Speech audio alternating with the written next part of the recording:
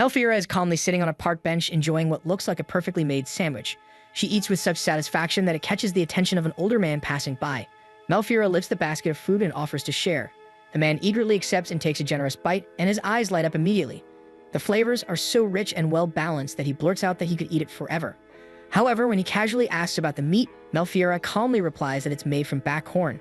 At that moment, his expression shifts. Backhorns are known as dangerous monsters filled with lethal poison. Realizing what he's just eaten, the man abruptly vomits. He can't comprehend how anyone, especially a noblewoman, would consume something so deadly, unless she's the very person he's heard rumors about. Melfiora, on the other hand, remains completely unbothered, continuing to enjoy her food. To her, even the foulest monsters can be turned into a delicious dish if prepared properly. Others may not understand this, but she's confident that someday she'll find someone who does. The following day, Melfiora attends a grand banquet hosted for the nobles. The place is filled with tables overflowing with exquisite dishes. She's genuinely enjoying herself, eating everything she can, when a familiar noblewoman approaches. It's the attendant, Mrs. Talbot. With a firm tone, Mrs. Talbot reminds her of the true reason she's there. With this, Melfiora's cheerful expression fades instantly. The real purpose of the banquet is to celebrate the bountiful harvest and allow nobles to test the season's offerings. More importantly, it serves as a social gathering for the nobles to meet potential partners. As the daughter of a count, Melfiora is expected to find a suitable fiancé there.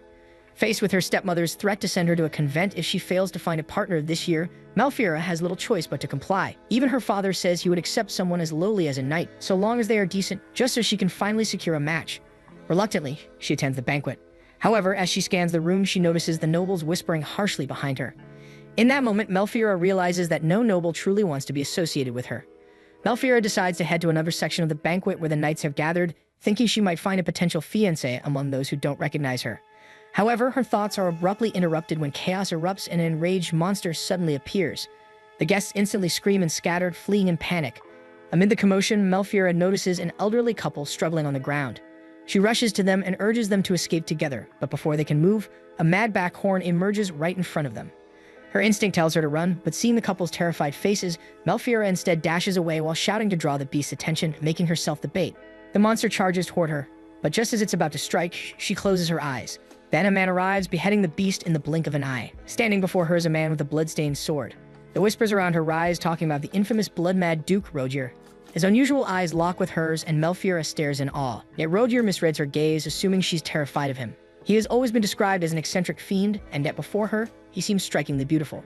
Shaking herself back to reality, Melfiora rises gracefully and introduces herself with proper noble etiquette.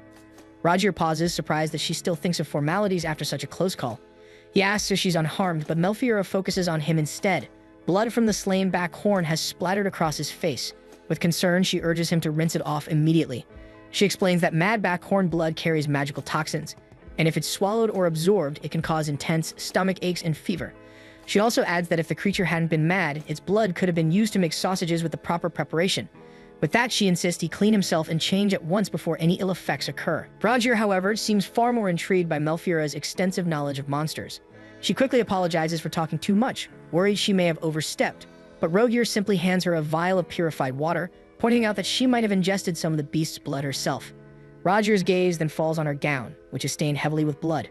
Without hesitation, he takes her hand, intending to find her a change of clothes. Melfiora hesitates, insisting that the stains can be removed by soaking them in water. Rogier, however, is more concerned that the presence of beast blood might disturb her, but she appears utterly unfazed. She casually mentions butchering a monster last week and being covered in even more blood back then. Rogier is taken aback, shocked by what she just said. When he asks for her name, Melfiora formally introduces herself. Rogier bursts into laughter because of this, finally understanding who she is. He's heard plenty of stories about her, the noblewoman who eats monsters, famously nicknamed the voracious villainess. In their world, magical beasts and unusual plants, collectively called monsters, are unlike any ordinary living creatures. Consuming them is dangerous, as their blood contains magical toxins that can cause vomiting, fever, or worse. However, Melfiora is the rare exception. Known as the voracious villainess, she's far more interested in their culinary potential. As strange as it may seem, the fallen beast actually looks delicious to her. She's already imagining the dishes she could prepare from its meat, because if she's going to eat it, it might as well be tasty. Rogier's stunned expression makes her think she's made another mistake, and Melfiora awkwardly smiles to hide her embarrassment. Unexpectedly, this flusters Rogier, who quickly averts his face. When she asks what's wrong, his reaction only intensifies, and he hurriedly composes himself before taking her hand again. It's at this moment that Melfiora realizes that this man, unlike many others, isn't frightened by her at all. As they walk, Rogier suddenly pauses before asking Melfiora if backhorn meat actually tastes good. Assuming she's had it before, he's curious about its flavor. Malfira hesitates but eventually admits that it is delicious. She's received this question many times, and her honest answers usually make people avoid her. She explains that backhorn meat tastes similar to beef, though it's tougher, so she puts extra effort into tenderizing it to make it delicious. Instead of being disturbed, Rogier becomes intrigued and asks how she removes the magical toxins. This stuns Malfira, as no one has ever shown genuine interest in it before. Unlike everyone else, Rogier actually listens carefully and believes her. Overwhelmed with emotion, Malfira lowers her head to hide her tears. Regardless, Malfira explains that she removes the magical toxins from beasts by bleeding them using special tools and purification spells. Hearing this, Rogier's eyes light up with curiosity. He asks if she could prepare some monster meat for him sometime. Malfira is taken aback and asks if he has a strong digestive system, explaining that magical toxins aren't easy to deal with, but if the beast isn't mad, its meat is just like any other. However, her warning only makes Rogier even more eager to try it. He brings Malfira to his pavilion and tells her to make herself comfortable. They're soon greeted by Chaos, Rogier's aide. Rogier introduces them to each other before instructing Chaos to bring Malfira a change of clothes. Malfira enters one of the tents in the pavilion and is immediately struck by the number of weapons displayed inside. Rogier has also prepared a tub of water for her to wash up, though she insists that he should go first. Without hesitation, Rogier removes his upper clothing, stunning Malfira even more. She's seen hunters and knights wash outdoors before, but this time feels different, and yet her eyes can't seem to look away. Rogier suddenly speaks, asking what's wrong. Caught off guard, Malfira answers honestly, admitting that his physique is distracting her. Rogier is genuinely surprised, seemingly unaware of how striking his figure is. Malfira recalls how effortlessly his arms move when he struck down the beast, a truly majestic sight. But Rogier simply brushes off her comment and begins washing up in the tub. With that, Malfira steps forward to join him in washing up as well. While washing, Malfira shyly asks if she could perhaps learn to slay beasts herself. Rogier doesn't disagree, but after glancing at her slender arms, he insists that she should leave the slaying to him. He doesn't realize the weight of his words at first, but when he sees her expression, he quickly tries to defend himself, explaining that it's only because he's already accustomed to fighting. Changing the subject, Rogier asks if there's any particular meat she wants to try so he can hunt it down for her. This immediately lights up Malfira's eyes with excitement. His territory is known for rare kinds of monsters not found in her lands. To her, that feels more like a luxury rather than a threat. Rogier notices the blood on Malfira's face and gently wipes it off. In return, Malfira helps him wash his face too, carefully caressing his cheeks and running her fingers through his hair. For a brief moment, the two share an intimate atmosphere until Chaos barges in and interrupts them. He scolds Rogier for standing in front of Malfira half-naked, pointing out how inappropriate it is to expose himself to a count's daughter. Later, Malfira changes into a beautiful dress that Rogier borrowed from the queen. She wears it gracefully, while Rogier casually holds the beast's head. Malfira is amazed by this and boldly exclaims that she wishes she could slay monsters too. Her reaction surprises the others, as most noble women would faint at the sight. Chaos watches the two and secretly thinks his master may have finally met his match. Rogier escorts Malfira back to her carriage, where she formally thanks him and bids farewell. Yet even as they part ways, both clearly wish to see each other again, already planning gifts for their next meeting. Rogier promises he will slay a royal noodle for her, making Malfira's mouth water at the thought. Trying not to sound demanding, she gently reminds him that a beast tastes better if captured alive. With this, Rogier grows more excited, seeing it as a challenge worth trying. Days pass, and Malfira visits Rogier's pavilion once again, this time bringing a special gift. She presents him with jerky made from Scat's bit, a beast found in her territory. Without hesitation, Rogier takes a bite, startling Chaos, who rushes to stop him because the food hasn't gone through the poison tester. Yet Rogier loves it. He even forces Chaos to take a bite, and soon, both of them are enjoying the jerky already. Rogier tells Malfira that he's looking forward to trying more of her monster dishes. His words leave her stunned. She's so used to people thinking she's strange for her unusual tastes, even though she sees nothing wrong with them. But the Duke's warm acceptance touches her deeply. Overwhelmed, Malfira hides her face as tears of joy well up in her eyes. When asked, Malfira pretends that she's simply reluctant to say goodbye today, and Rogier mirrors her hesitation. Still, they have no choice but to part ways once more.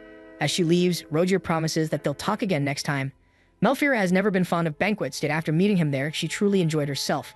She wonders if he's merely being polite or just curious about her, but deep down, she can't help wanting to keep her hopes high. Snow is already falling over the Marcharade lands when Malfira returns from her travels. Before she can enter the house, her father, Gisling, is already waiting outside, waving her over with a furious expression. She assumes he's angry because she failed to find a suitable fiancé, but Gisling reveals he received a letter from Rogier, formally asking for her hand. Malfira initially thinks he's simply asking for her help, but Gisling clarifies that it's a marriage proposal. The request shocks him, as Rogier's position as Duke doesn't match their family's humble status, so receiving such a letter leaves him flustered. Even Malfira sweats at this. Meanwhile, in the pavilion, Rogier and Maxim meet inside a tent.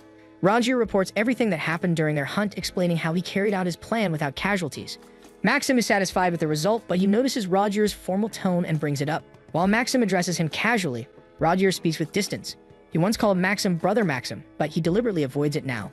Although Maxim and Roger are blood siblings, everything changed 17 years ago when Maxim was named Crown Prince and Roger was adopted by the Galbraiths. Since then, an invisible line has separated them. With Roger's stubbornness, Maxim has no choice but to conform to his formal manner. Then he suddenly notices the basket in Roger's hand. Roger tries to hide it, but Maxim presses for answers.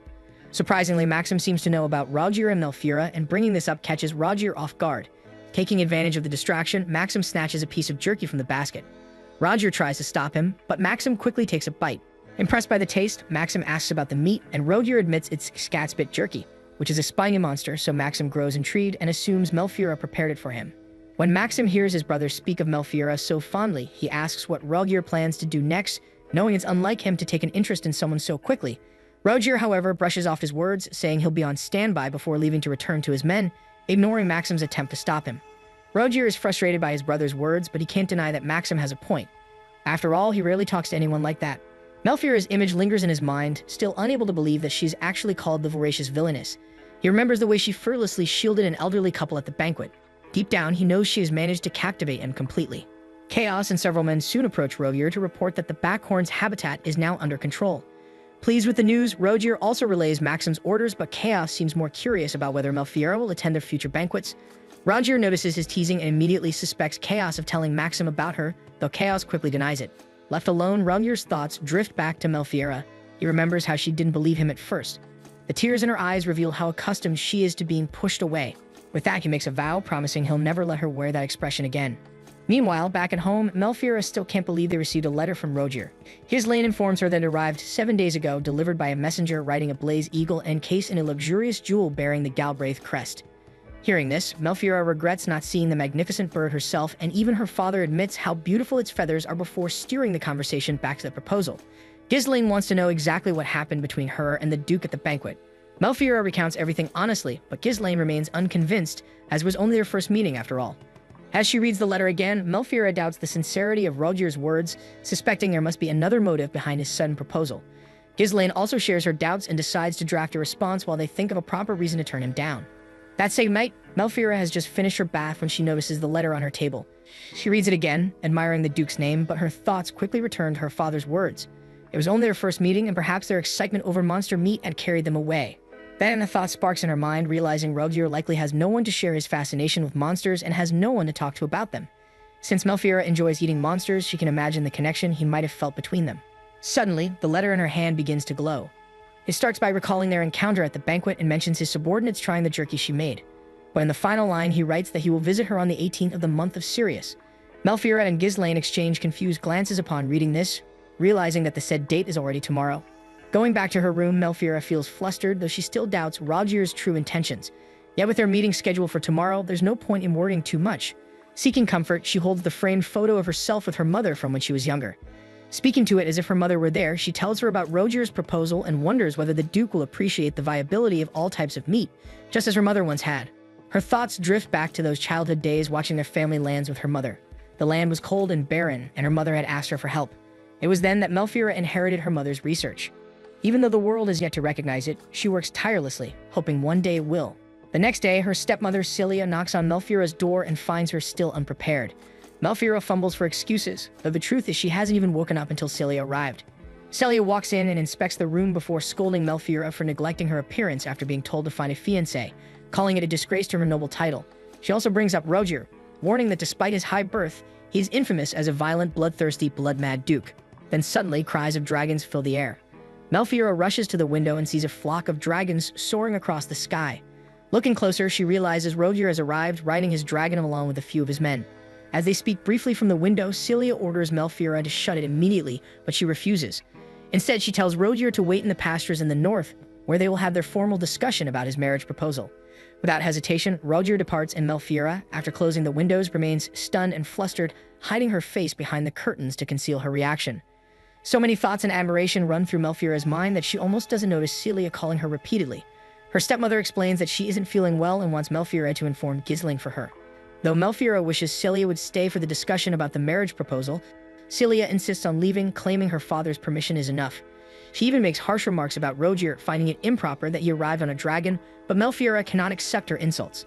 Before Celia leaves, Melfiora boldly declares that she will accept the Duke's proposal, leaving her stepmother to storm off in fury.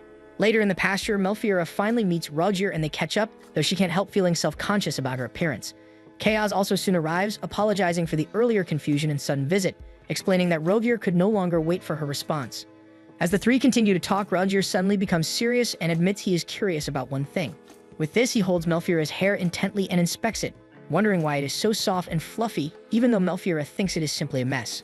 Then they decide to head over to Rogier's gift to her. Rogier points to a big sack that contains his gift. Melfiora finds it hard to believe, but the thing inside is actually a monster, just like Rogier promised in their last meeting. This instantly makes Melfiora beam with joy as she hides her face to keep her reaction from showing. She can't believe he actually brought one, so she thanks him wholeheartedly for his gift and even wishes to take a little peek at what's inside. With that, Rogier grants her wish, but the sack doesn't seem to be moving, so Melfiora assumes the monster is already dead. However, Rogier simply takes the cover off to let her see for herself. Inside is a royal moodle with sharp horns and majestic fur. But it's not just any other moodle, it is a golden one, which means after being eaten, it will be of good purpose too. Moodles are usually white monsters with horns and their pelts are highly prized. Golden moodles in particular are famous for their use in creating clothing, though their meat often goes to waste afterward. The one Rogier presents to her is fattened up for winter, and since it is a herbivore, she believes its meat will taste better than any other monster. As Melfiora shares her knowledge about the creature, Rogier looks impressed. He then takes her hand and places it over the moodle's heart. That is when she realizes the creature is still alive.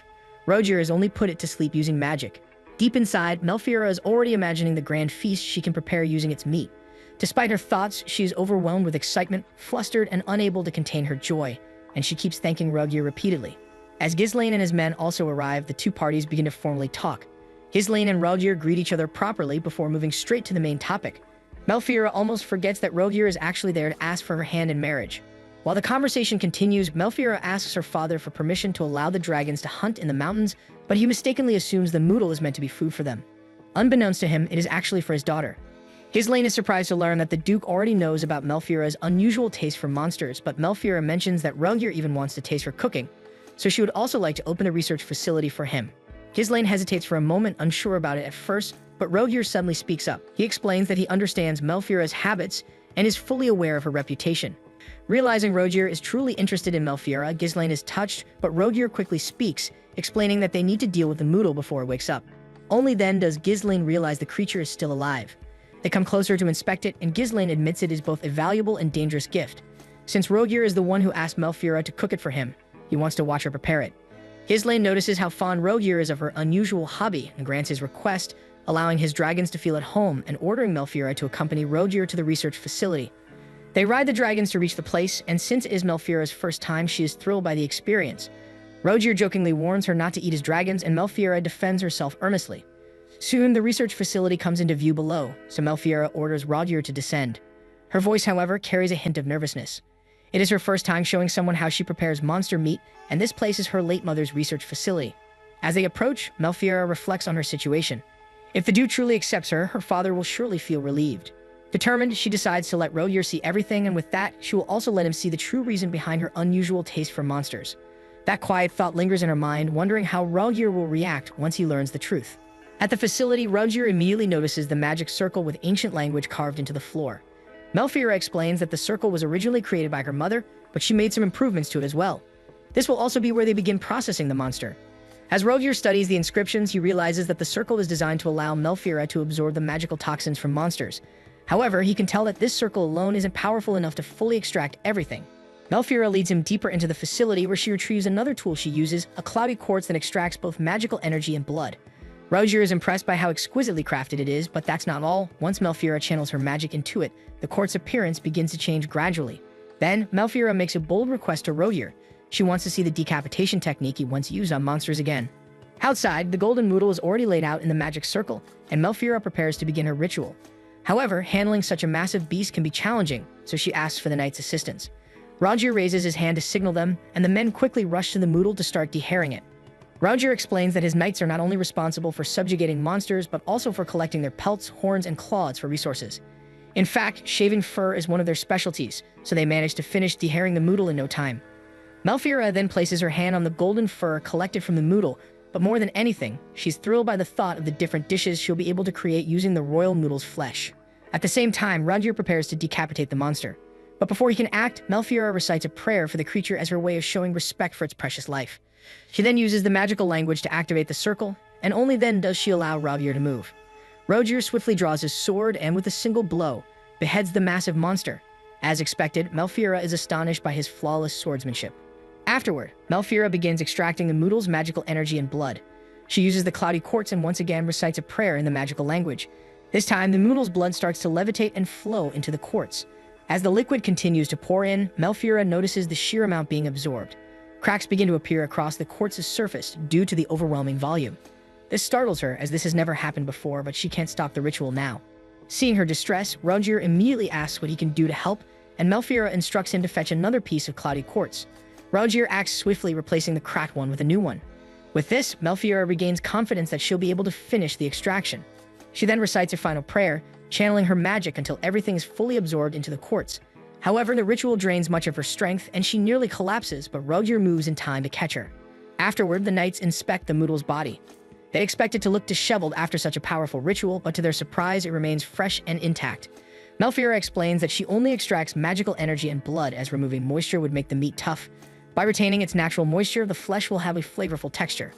Roger begins to wonder if Melfiora was the one who devised such impressive methods, but she gives credit to her mother for the original concept. She shares a story from 17 years ago during the Great Drought, when many people suffered from starvation. Their family's territory was poor and lacked resources due to infertile soil. In response, her mother began researching ways to utilize monsters as a food source. If this research could be perfected, troublesome monsters could be transformed into a valuable supply of delicious meat that might save starving people. So after her mother passed away, Melfiora vowed to continue her work. However, she admits that recently she's been enjoying the taste of rare monsters, so she uses the process partly for her personal interest.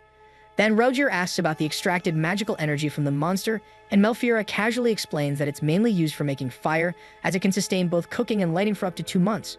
She admits she's never really considered any other purposes for it, so Roger suddenly bursts into laughter.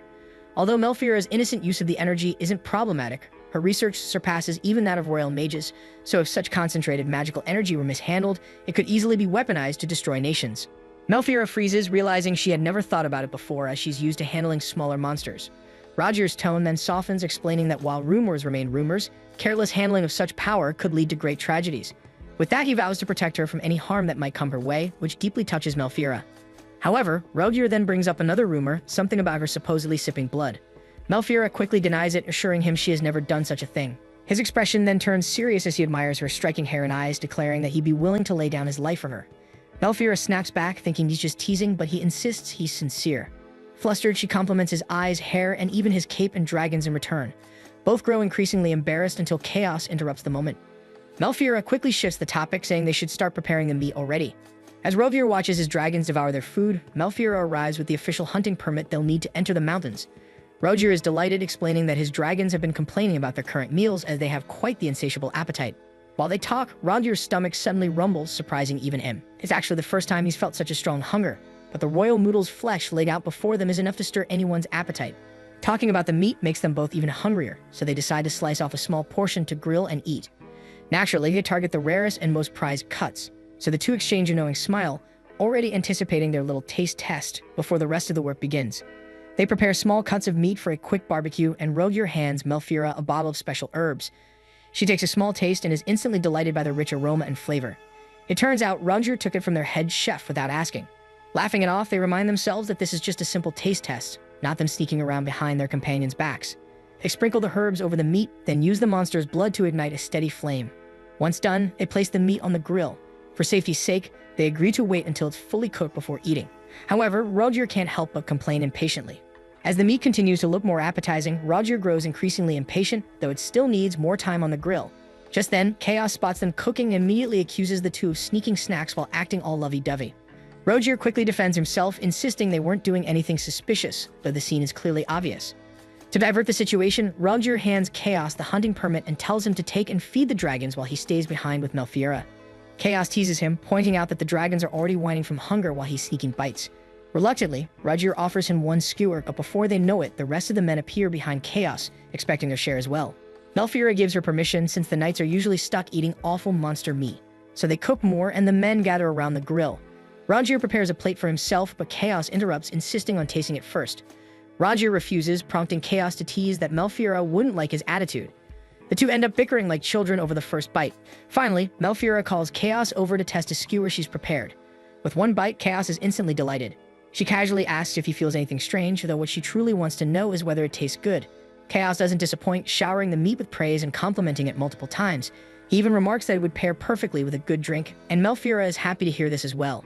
Hearing Chaos praise, Roger grows increasingly impatient, unable to wait any longer to eat without confirmation that the meat is completely safe. He immediately asks Chaos if he feels unwell, but the effects of magical toxins usually take time to manifest, sometimes up to 30 minutes or even the next day. Roger, however, clearly can't wait until morning, so he urges Chaos to declare the testing complete and announces that they should start eating. Melfiora, who's just as excited, tells the knights to dig in before the meat grows cold. She assures them that if anyone feels ill, she has medication prepared in advance to treat it. With that, the group erupts in cheerful shouts and begins feasting on the monster meat skewers. With the first bite, everyone reacts the same way, with pure delight. The meat is delicious and tender, just as expected from a herbivorous monster. Roger approaches Melfiora to compliment her brilliance, but she humbly insists that it was her mother's research that made everything possible. Still, Roger admits he never imagined monster meat could taste this good. In the past, he had eaten it without proper processing, which was always a challenge, and everyone else agrees. They eagerly ask Melfiora to teach them her methods and even suggest bringing another beast for practice. They regret how much good meat they'd wasted, but Melfiora understands that eating monsters is still considered taboo. As Roger continues enjoying the skewers, Melfiora suddenly calls out to him. He assumes it's about the food, but instead she wants to bring him into the facility. At the same time, one of the knights quietly watches them leave with curiosity. Inside the laboratory, they're greeted by piles of books and materials. Roger is immediately stunned by the sight. His eyes scan the room until he notices the Scatsbit's spines neatly arranged nearby. Melfiora explains she used them for hunting, and her resourcefulness only deepens Roger's admiration for her. As Melfiora prepares tea, Roger learns that she usually hunts monsters alone, which surprises him. He had assumed the Count, or at least others, supported her research, but many in her land have mixed feelings about what she does. Even the very people her mother once saved during the famine refused to admit they ate monster meat to survive. Melfiora further explains that many in their land practice animism, making the consumption of monster meat a taboo. Despite this, she continues her mother's research. Roger then asks why she keeps pursuing her work in a place where no one understands her.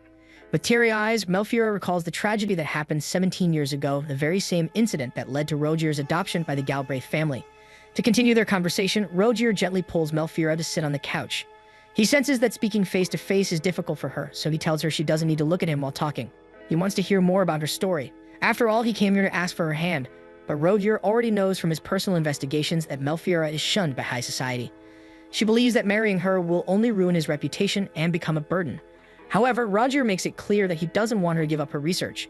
Instead, he invites her to continue it freely within his household, where she would have full support. Melfiora assumes he's merely curious about her work, so she offers her assistance, but Roger interrupts, saying the only thing he truly wants to know is how she feels about him.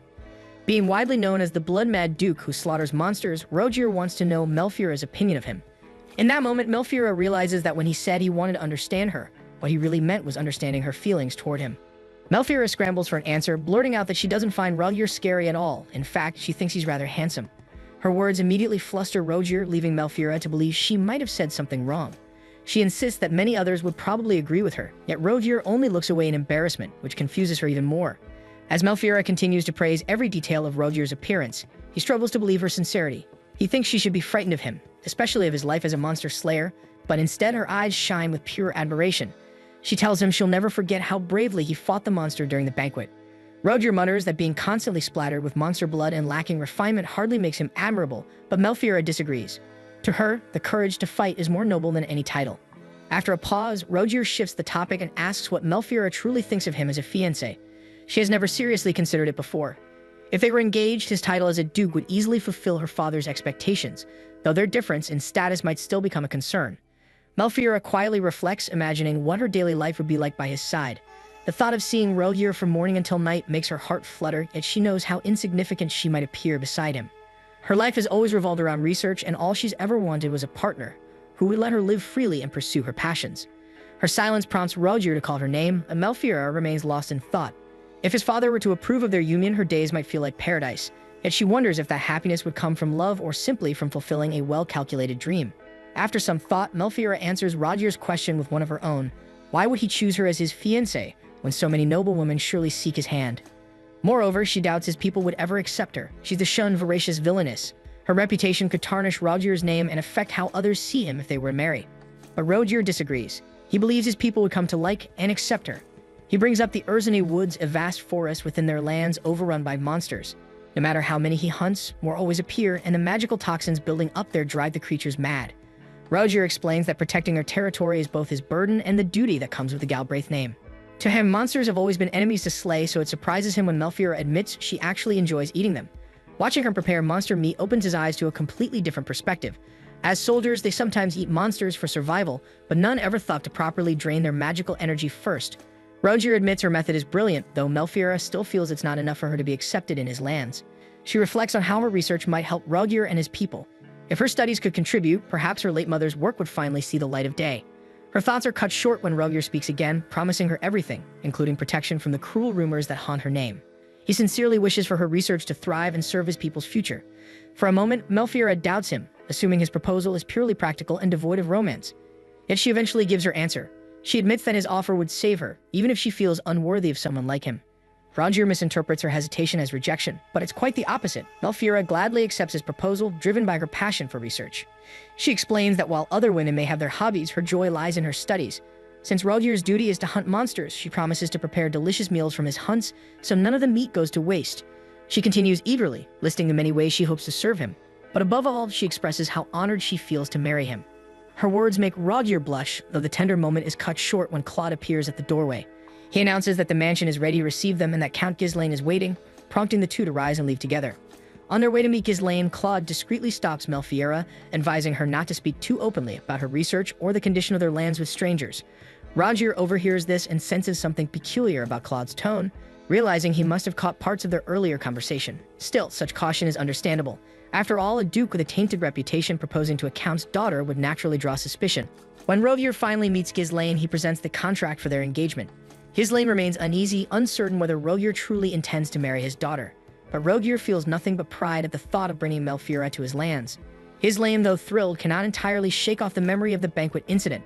Rodier recalls it as well, how, when the monster appeared, all he wanted was to kill it and be done. Yet Melfiora never looked away from him, unafraid. Deep down, Rodier is certain that Melfiora will one day love him for who he truly is. The proposal may have come sooner than expected, but family pressure left him little choice. Ghislaine understands, and though uneasy, signs the contract. What troubles him most is Melfiora's unusual appetite for monsters, but Rodier assures him that it doesn't bother him in the least. As Ghislaine nervously finishes signing, Rodier asks if there's anything else he wishes to say. Ghislaine hesitates before wondering aloud why a Galbraith, descendants of a lineage known for adoption, would suddenly seek a fiancé. Rodier, anticipating this, begins listing all the reasons he wishes to marry Melfiora. In the end, Ghislaine bursts out laughing at Rodier's detailed praise of his daughter, but Rodier insists every word is true. Ghislaine's tone then turns serious as he speaks about the widespread belief in animism across their lands. He admits that, if things hadn't changed, he had planned to send Melfiora to a convent despite his reluctance. As a count, his duty is to protect his people, but as a father, his greatest wish is to keep his daughter safe. He therefore asks for Rodier's assurance that Melfiora will be protected under his care. Rodier solemnly swears to do so, giving Ghislaine the confidence to trust him completely. 10 days after Rodier's return home, Melfiora busily packs her belongings and research tools with the help of her attendants. She moves briskly through the facility as staff members consult her for guidance. Following the Duke's orders, everything in the facility is to accompany her, and he has even left men behind to assist in packing. Their engagement has been officially recognized since Rodier's visit. Melfiora recalls the contract signing with her father, a document imbued with a faint magical aura. The Duke assured Ghislaine that the magic represented only his vow, that their engagement could never be broken. Beneath the formality, Rodier had simply wished to witness Melfiora's sincerity and resolve. In that quiet moment, the two shared a tender connection. Though their betrothal was formalized, Ghislaine had one final request, a secret he did not wish Melfiora to know. Rodier soon learned the truth. It was Ghislaine himself who spread the rumor that Melfiora consumed monsters, crafting her image as the voracious villainess to protect her from those who might exploit her research. Ghislaine admitted his intentions, and Rodier firmly asked that he no longer act that way in the future. In the present, Melfiora examines the contract again, feeling its strange power when Mullen interrupts to report on the cargo awaiting transport. She gives him clear instructions and sends him off. With everything ready, Melfiora finally feels prepared to depart for the Galbraith's lands. Still, she wonders if other engaged couples move in as quickly as they do. Rodier reasons that Malcheriard's winters are long and he cannot afford to delay. He also wants her to acclimate to their climate and adjust to life with his family. Her gaze drifts to a photograph of her and her mother, wondering quietly how it must have been for her. Just then, Herman bursts in to announce that her father is waiting. After exchanging brief words of farewell, he escorts her to the study, but she pauses, realizing she may not return to this room for a long time, unless the engagement somehow falls through. When she knocks, she finds Celia sitting in her father's chair. Melfiora demands to know why, and Celia explains that as her stepmother, it is proper for her to see her off for marriage, though she can't resist sneering about the dragons. Melfiora coldly asks for her father, and Celia merely gestures outside, where he stands speaking with Roger's men. Celia reminds her not to leave anything behind. Melfiora plans to leave the royal noodle's fur for her father and brother, but Celia mocks her for it again. With a forced smile, Melfiora offers a polite farewell, but Celia refuses to let her go quietly, accusing her of seducing the Duke. She reminds her that her son, Louis, remains the rightful heir to their lands, to which Melfiora calmly replies that her loyalty now belongs solely to the Galbraith family. Her composure only fuels Celia's anger. She begins comparing Melfiora to her mother, Elise, whom she admits she despised. Melfiora never knew Celia had even met her mother, but before she can ask, Celia warns that if she ever fails, she will be sent to a convent with no home to return to. When all is said, Melfiora leaves the study in silence. Though she knows Celia has always disliked her for her strange interests, she still feels oddly relieved to have heard something about her mother at last. Melfiora steps out of her home wrapped in a thick coat, where her father greets her warmly. Seeing the coat reminds her of Elise, who wore the same one on her wedding day. Elise came from the south, where snow was rare, and Ghislaine fondly recalls how thrilled she was at her first snowfall, so much that she caught a cold the next day. As they reminisce, emotion overtakes him, but their moment is interrupted by the deep growl of a dragon. Looking up, they see Roger descending from the sky. Melfiora runs to meet him as soon as he lands. Roger takes her hand, kisses it, and addresses her as his betrothed, making her cheeks flush red. Ghislaine chuckles at the sight, but Roger only smirks, teasing Melfiora further as she flusters in embarrassment. After confirming that she has everything prepared, Roger's gaze falls on a pile of garbage beside them, offering to burn it for her. Then, without delay, he announces that it's time to take his fiancée with him. Ghislaine watches as Roger helps Melfiora climb onto the dragon. Though Ghislaine hopes to see her again by spring, Roger calmly states that he intends to keep her in his lands until the wedding. Even when Ghislaine insists on preparing as a family, Roger promises to provide everything necessary for their union. As the dragon ascends, Ghislaine remains uneasy, but Roger vows to protect Melfiora at any cost. His eyes flick to the pile of rubbish below, and with a single motion of his hand, he ignites it into flame, startling everyone. Claude protests that it's too much, but Roger merely smiles and invites him to join his men if he wishes. Claude refuses firmly. The flames surge higher, burning bright like fireworks, a radiant symbol of the new life the two are about to begin together. Those left behind in the March Raid home panic as the blaze spreads, while Roger and Melfiora continue soaring through the skies. Though Melfiora feels a pang of longing for home, she can't deny her excitement for what awaits her in Roger's land. Roger advises her to simply stay true to herself, saying that her only duty as his lady is to bring him comfort. Melfiora, uncertain how to do that, admits her hesitation, but Roger reassures her with quiet confidence. He promises that she'll have complete freedom to pursue her research, even offering to capture monsters for her experiments, a suggestion that delights her. His men, too, seem eager for her cooking again, still remembering the dishes she made with the royal noodle. Listening to Roger speak, Melfiora realizes just how kind and thoughtful he truly is. As the hours pass, the sky deepens into a warm crimson. Roger glances at her hair, remarking how its color mirrors the glow of sunset. Embarrassed, Melfiora denies it, but Roger insists it's even lovelier when it shimmers with light, just like when she activated her magic circle back then. He then gently pats her head, leaving Melfiora utterly flustered. When night falls, Melfiora notices the soft luminescence from the dragon's horns, their glow allowing the riders to see each other even in the dark. She wonders if people on the ground can see those lights too, perhaps mistaking them for falling stars drifting across the heavens. The thought makes her smile. After several hours of flight, it finally arrived at the port town of Avner, a place under the king's rule. The real destination, however, is Fort Ritter near the border, where they often rest during long journeys. Roger mentions that they'll find her a room in town so she can rest more comfortably for the night. To his surprise, Melfiora seems far more interested in whether there are forests or rivers near the border. She insists she doesn't mind staying at the fort, for what excites her most is the chance to encounter new monsters, especially the fish-type ones currently in their spawning season, or even to see the mysterious monster fruits said to grow in the nearby forests. Roger explains that the fort is plain and purely functional, but Melfiora's imagination runs wild. She can't stop picturing all the rare creatures she's only read about, thinking how incredible it would be to see, and perhaps even taste, them for herself. Amused, Roger laughs and admits there are indeed some Xanas in the river of this time of year. At once, Melfiora's eyes sparkle, for such creatures don't exist in her homeland. Yet, when Roger mentions that setting traps would take time, her excitement fades a little. Wanting to cheer her up, he promises that they can still try tonight, so they might enjoy Xanas for breakfast the next morning. As the night deepens, their conversation drifts from monsters to meals. Melfiora finds herself touched by Roger's warmth, noticing how he never hesitates to go out of his way just to make her happy.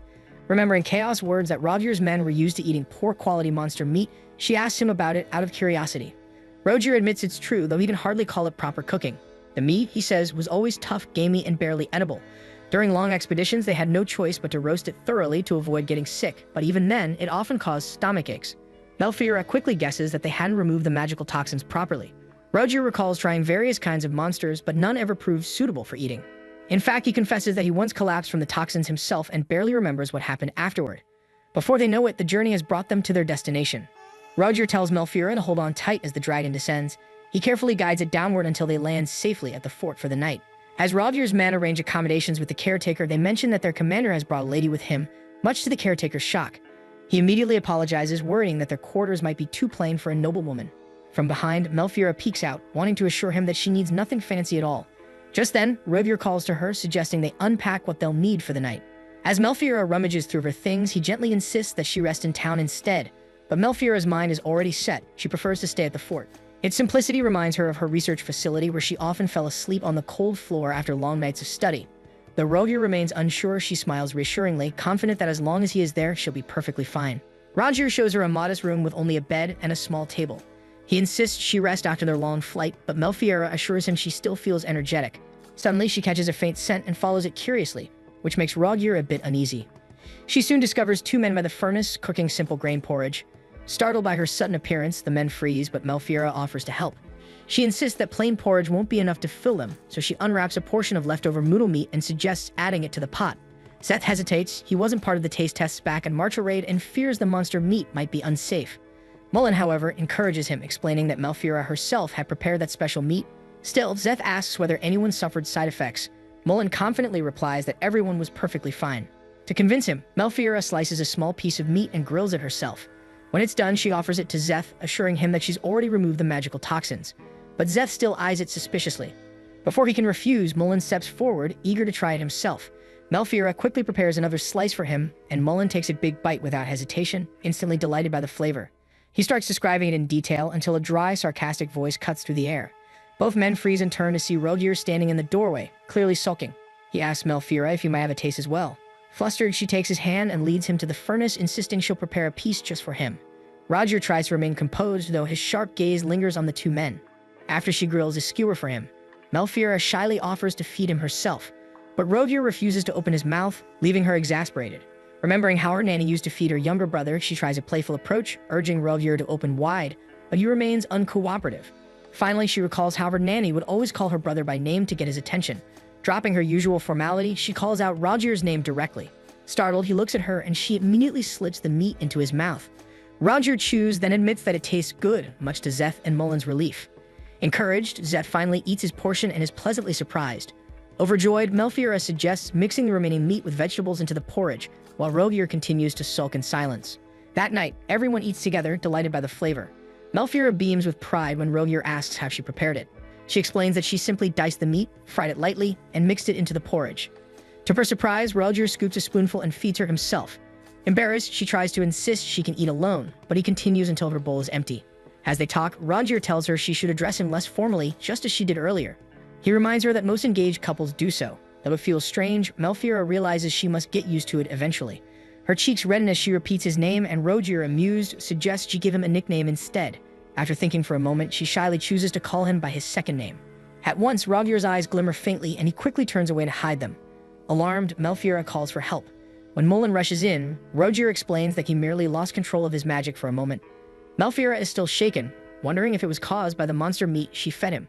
But Mullen reassures her it happens because Rogier's body stores more magic than most people can handle. Once he releases some of it, he'll feel fine again. Rogier agrees, saying it's perfect timing since he plans to use that energy to catch Xana's tomorrow. Even so, Melfiora can't shake her worry. Mullen's explanation reminds her of her mother's illness, how an excess of magic power could turn toxic. She remembers her childhood vividly, her mother, often feverish, bedridden from the burden of her own strength. Though her mother called it a frail body, Melfiora later learned the truth. Her mother's incomplete magic circle prevented her from fully purging magical energy from monsters. The excess built up inside her, poisoning her from within. Still, Melfiora remembered the beauty of her mother's magic, the way her hair glowed, her eyes shining like jewels whenever she performed a ritual. That brilliance had inspired Melfiora to follow in her footsteps. Over the years, she discovered that humans, being physically weaker than monsters, couldn't survive such magical overloads. Their bodies broke down long before their minds could go mad. Back then, she had been powerless to save her mother, but now she vows to complete her mother's research and use it to protect Rogier. When morning comes, Melfiora awakes in her room wrapped snugly in Rogier's coat. The last thing she remembers is pacing anxiously, worrying about his condition. Blushing, she realizes he must have found her asleep on the floor and carried her to bed. She immediately goes looking for him and finds him calmly sipping coffee. When she checks on him, Rogier assures her that he's perfectly fine. Without warning, he pulls her gently into his arms, making her cheeks flush scarlet. He presses his forehead to hers to prove he has no fever, and Melfiora feels her heart race, only to notice his skin is cold as ice. Rogier admits with a smirk that he got drenched in the river. Remembering his promise to catch Xana's for her, guilt floods through Melfiora. She asks again if he's truly alright, but Rogier insists he is. Trying to help, she wraps his coat around him again to warm him. Rogier then proudly tells her they caught something she'll love. Still worried, she hesitates, but he pulls her closer, teasing that they should just go out like that to stay warm. Melfiora can only blush deeper, wondering why Rogier has suddenly grown so comfortably spoiled around her. Melfiora discovers that the Xana's Rogier captured is still alive, trapped, and swimming inside a metal net. Excited, she decides it's time to cook it. Though she tells Rogier to rest, he insists on helping, saying that just being by her side already makes him feel better. His words fluster her, and when he hugs her from behind, reminding her they're engaged and she should get used to it, Melfiora can only cover her face in embarrassment. Fortunately, Szeth suddenly walks in, giving her a reason to escape, though Rogier still doesn't let go, leaving Szeth awkwardly greeting them both. After gathering everyone, Melfiora cheerfully announces that they'll be cooking the Xanas. The men are stunned, but Rogier looks genuinely excited. Melfiora also explains she wants to batter and fry it, so she asks someone to fetch oil and flour, and Szeth volunteers without hesitation. After a few minutes of preparation, Melfiora is ready to begin her ritual. This time, she plans to use magic circles drawn on pieces of oil paper, which Rogier finds brilliant. She decided to use this method, knowing that drawing on the soil wouldn't work since the Xanas would only wet it. Before sunrise, Rogier instructs his men to remove the Xanas from the metal net, and they quickly follow his orders. He reminds them how dangerous the Xanas can be, warning that one wrong move could result in broken bones. Despite his instructions, Melfiora's eyes sparkle with excitement as she watches. After a few pulls, the Xanas is almost out of the water. The group continues until it is finally fully lifted from the net. Rogier and Melfiora step closer to examine it, and Melfiora can't hide her awe as it's both gigantic and magnificent. Rogier explains that this Xanas must be 7 or 8 years old, and because it's their spawning season, they're particularly aggressive. Melfiora realizes that the photos and textbooks don't do it justice. Its massive teeth make her instinctively think it could tear off a limb in one bite, so Rogier warns her not to get too close. Rogier suddenly illuminates his hand with magic, preparing to behead the Xanas. However, Melfiora points out that they should stun it first since it's a fish. She tries to wield the sword specially forged by the Galbraith blacksmith, but it proves too heavy for her to even hold properly. Though she intended to do it herself, it's impossible. Seeing this, Rogier takes the sword from her, reassuring her that he will handle the dirty work, just as he promised back at their betrothal, and Melfiora agrees. As Rogier steps forward, he admits he's never killed a fish before, so he asks Melfiora to guide him. She gladly complies, explaining her plan. First, she wants to blind the fish, knowing they stay still when it's dark. She covers its eyes with a cloth, and it immediately stops thrashing. Next, she instructs Rogier to stab behind the eye and twist the blade. Confident that a single blow will suffice, she encourages him to go ahead, and Rogier follows her directions. With precision, the blow lands exactly where she instructed. However, killing the Xanas proves harder than expected, as the creature is tough. Melfiora instructs Rogier to twist the blade once the cloth is removed from its eyes, but he struggles to do so until finally blood spills, and the fish dies. With the killing complete, it's now Melfiora's turn to extract the magical toxins from the creature. She lays out the magic circles drawn on oil paper and begins her ritual. As always, she starts by paying respect to the monster, offering a quiet prayer before reciting the incantations in the magical language.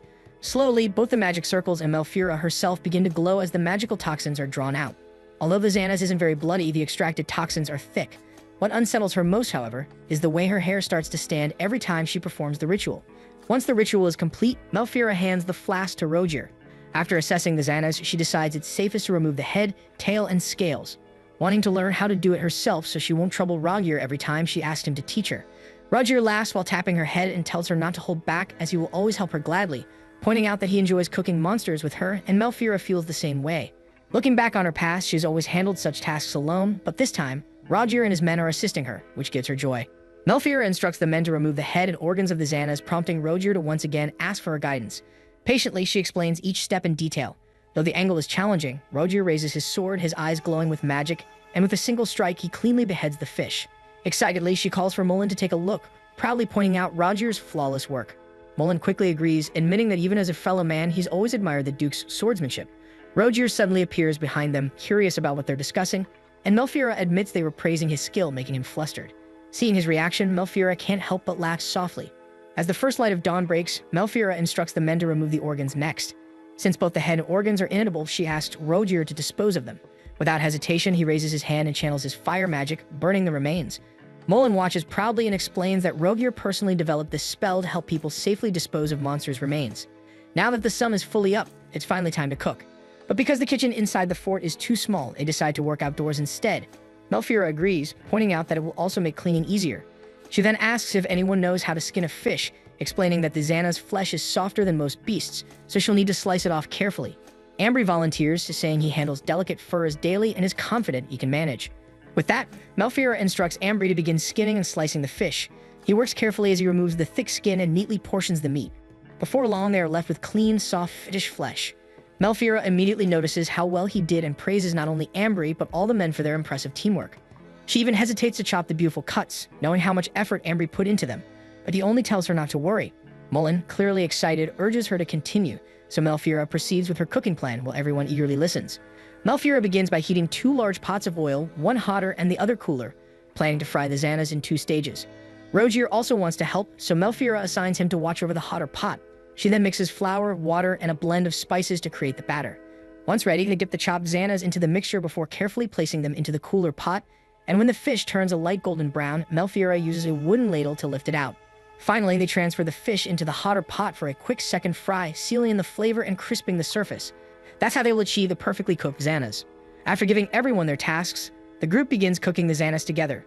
Rogier, however, looks disheartened when he presents his cooked Xanas to Melfiora, as the pieces are darker than expected. Still, Melfiora reassures him that not everyone gets it perfect on the first try and that his are definitely still edible.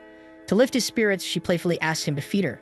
Rogier hesitates, insisting they look like failures, but Melfiora thinks they look delicious. With her hands sticky from cooking, she opens her mouth like a child, shocking him further.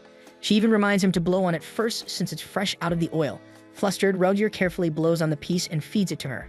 The moment Melfiora takes a bite, her eyes immediately light up, and she lets out a cheerful shriek as it's perfectly crispy and absolutely delicious. As Melfiora continues describing the flavor to Rogier, he suddenly gives in and eats the rest of the Xana's piece she bit from. The act completely unsettles Melfiora, but Rogier seems unfazed and simply praises how delicious it is.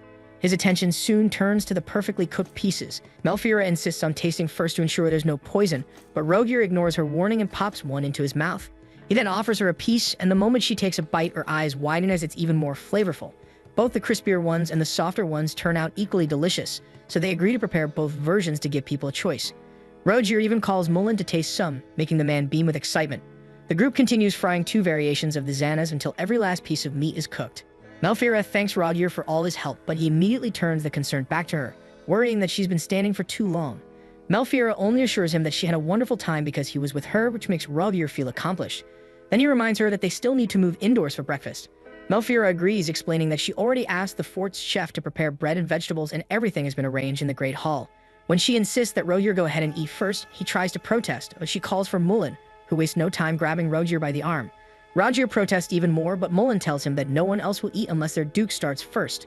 As Rogier is reluctantly dragged away, Melfiora begins tidying up the area, grateful for how much effort he put in that morning. Seeing her working, Szeth and Ambry step forward to help her clean so they can all eat together. Melfiora smiles, thanking them both for their help. As thanks, Melfiora offers Szeth and Ambry a plate of oddly shaped fish meat. It turns out to be grilled fish belly. Szeth takes a bite first, and Ambry follows right after. To their surprise, it's rich and savory, so Ambry remarks that it would taste even better with a bit of sour fruit juice, and Szeth recalls that such juice is often served for breakfast. With that, Melfiora urges them to hurry before it's all gone. As they head toward the Great Hall, Melfiora lightly scolds herself for being so indulgent about food, only to shrug and promise she'll be more prudent starting tomorrow. Upon entering, they're greeted by the lively atmosphere of what feels like a feast. Rogier, already seated, spots Melfiora and waves her over. Once she joins him, he tells her that after breakfast, they'll set out again and should arrive at their lands by evening. Rogier picks up a piece of the fish, wraps it in lettuce, and takes a bite. The sight intrigues Melfiora, so she imitates him. And to her surprise, the combination tastes incredibly fresh. Szeth then offers her a fruit called cabo, which is the sour fruit they mentioned earlier. Melfiora has never seen one before, but she squeezes its juice onto the food and takes a bite. The tangy flavor makes her shriek in delight. It's refreshing yet easy to eat. Her reaction catches Rogier's attention, and he tries the same thing despite admitting he's never eaten cabo except when drinking. The moment he bites into it, he lets out a startled yelp but quickly tries to act composed. Melfiora then makes a mental note that he dislikes sour food, so she won't make the same mistake again. Still, Roger tells her that meals are always more enjoyable when he's with her. As they prepare to continue their journey, the men pack sandwiches for the trip, while the remaining Xana's meat is frozen and salted to preserve it for later. Malfira feels grateful for everyone's hard work, and before they fly, Roger reminds his men to stay alert to avoid any accidents along the way. Once they take off into the sky, Roger turns to Malfira and tells her to ready herself for the Galbraith lands. Deep inside, she feels excited knowing she's about to step into an entirely new world. As they continue soaring through the skies, Malfira grows worried about Roger, knowing he hasn't slept at all. Roger tries to reassure her by showing the cabo fruit he brought that morning, which he claims is keeping him awake during the flight. This startles Malfira since she wants him to rest, so she suggests flying with Mullen or Zeth so Roger can sleep properly. However, Roger's expression darkens at the idea. In truth, he never intended to eat the cabo fruit himself and only brought it because Malfira seemed to like it.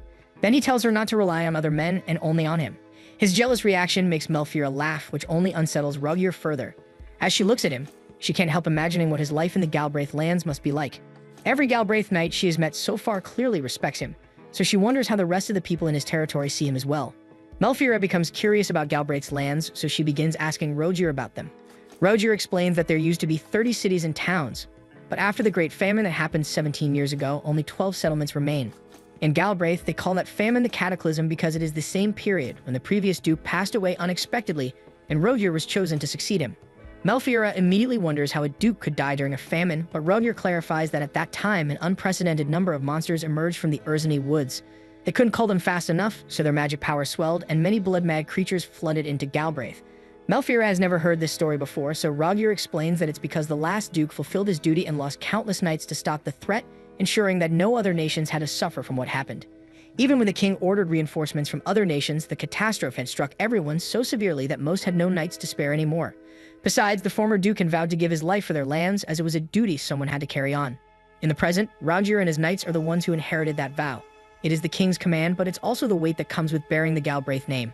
They stake their lives to protect the kingdom and swear that they will never allow a second cataclysm after losing far too many people in that battle. Hearing this, Malfira wants to comfort Roger but hesitates. She realizes that Roger has always been prepared to die, and the image of her mother flashes in her mind. She cannot allow something like that to happen again. She can't believe that he has accepted such a fate so easily, and she ends up scolding him for thinking that way. Raising her voice, she pleads with him not to speak about losing his life so casually. In that moment, she remembers her mother and how she died, as if she had long accepted her fate.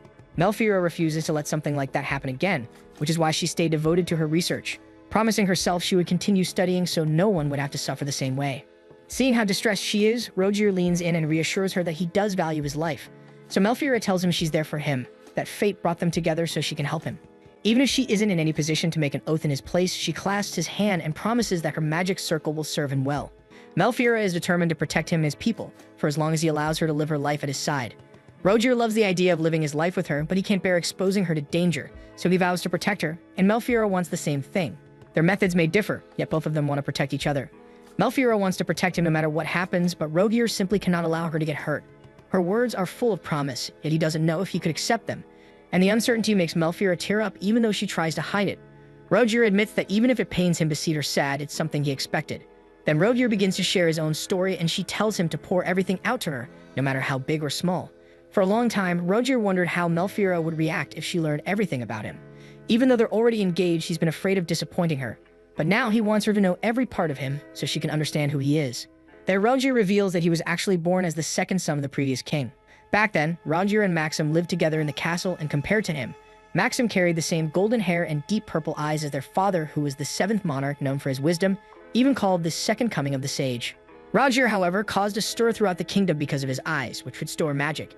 He had always looked up to his older brother since tutors and nurses often praised Maxim as clever.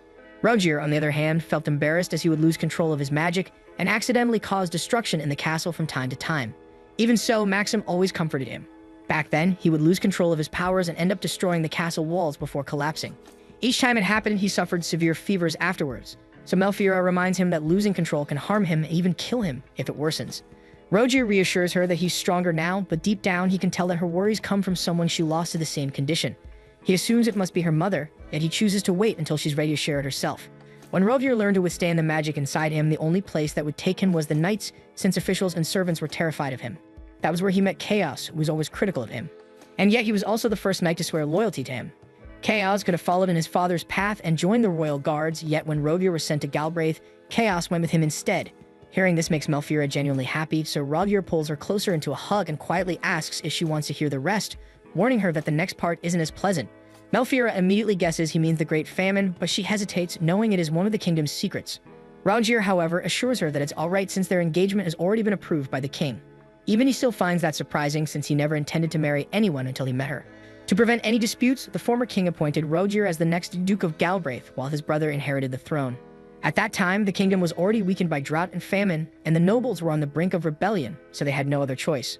However, some nobles wanted to name Rogier the crown prince and send him across nations to expand their territory under a magically powerful ruler. Because of this, an internal conflict broke out between the factions that supported and opposed him, dragging Rogier into the center of it all. During the battle, Chaos' father was killed, and Rogier happened to overhear the servants whispering about food shortages and the appearance of monsters. Hearing that, Rogier felt compelled to act, so he immediately ran to his brother and told Maxim that he would become the Duke of Galbraith so Maxim could take the throne, explaining that he didn't want a tragedy like this to strike again. With that, Maxim could only hug him, moved that Rogier was thinking of such things at such a young age. Although it pained him, Maxim accepted the path laid out for them. He marched straight into the courtroom where the nobles gathered and announced that he would be the next king, while Rogier would serve as the new Duke of Galbraith. With that, Maxim's reign began, and Rogier took on the role of a knight. Years later, Rogier proposed a new plan to his brother as he didn't want the knights to exist solely for slaying monsters. Maxim agreed, granting knights a post in the royal guards after 5 years of service. This decision delighted Rogier since it would strengthen the kingdom's forces as well. Chaos then revealed that they were also exploring other uses for the monsters they hunted, as many of them were valuable sources of rare materials. So he suggested that the crown buy anything usable. To their surprise, Maxim accepted the proposal immediately, and they sealed the agreement. Although Rogier believes Maxim approved the plan simply because they are brothers, Melfira finds it brilliant, especially since Galbraith's lands are overflowing with monsters the knights have to exterminate regularly. Rogier agrees as well, knowing this abundance is exactly why he continues hunting to protect his kingdom. He declares that he is preparing himself, because if another cataclysm ever arises, he will be ready to lay down his life. However, Melfira stops him mid-sentence, insisting that they should focus on preventing another cataclysm from occurring instead. Rogier never imagined that might be possible, but Melfira insists the monsters are increasing and someone has to put an end to it. She is clearly distressed by how willing Rogier is to sacrifice himself, so she wants to complete her research on extracting magic from living creatures, believing it can prevent the monsters from going mad and attacking people, and he might not have to risk his life anymore. Hearing this, Rogier can't help but kiss Melfira on the forehead, causing her to turn red with embarrassment. She panics, but Rogier simply laughs. Melfira feels flustered, so Rogier adds that he is seriously considering living his life with her now, and Melfira can only cover her face in embarrassment. Soon they pass over a vast forest with a river cutting through it. Rogier explains that they're getting close and that what she's seen is actually the Urzini forest. It's so enormous that even he can get lost in it without a map. Melfira is familiar with it, as the forest is infamous for being infested with monsters, yet it's also rich with magical ores. Because of that, the land and air are overflowing with magic and only monsters can survive there. Beside the forest runs the Galbraith River, the largest in their territory. It splits into 3 branches, and Rogier tells her that this is why he finds it special. He also points toward the snowmole from the Galbraith Range, explaining how the water flows underground before resurfacing. Melfira realizes just how abundant their water supply should be, yet even all of that dried up 17 years ago. This makes her think that if such water could disappear, her own homeland would never have survived a famine that severe.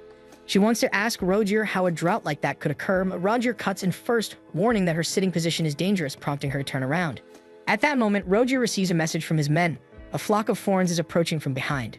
When they look back, a massive swarm of bird-like monsters is closing in, their numbers rising from 200 to 800, so Rogier immediately moves to the front. Eric and Zeth also volunteer to join him, and the 3 arrange themselves and prepare. Melfira feels the danger as there are now at least 600 Forns speeding toward them. Rogier tells the knights to close their formation as tightly as they can and hands Melfira a pair of air goggles, telling her that this is what life in Galbraith is like. Melfira grows curious, so Rogier explains that Forns use acceleration magic to hunt in flocks, though it's rare for them to attack groups of travelers. As fascinated as she is watching them, she also doesn't want to be eaten by them. When the monsters begin closing in, Rogier tells her to brace herself. He releases his power, and their flight suddenly surges forward. Melfira immediately recognizes it as acceleration magic, but within seconds, they're flying so low that she realizes they're about to crash into the ground.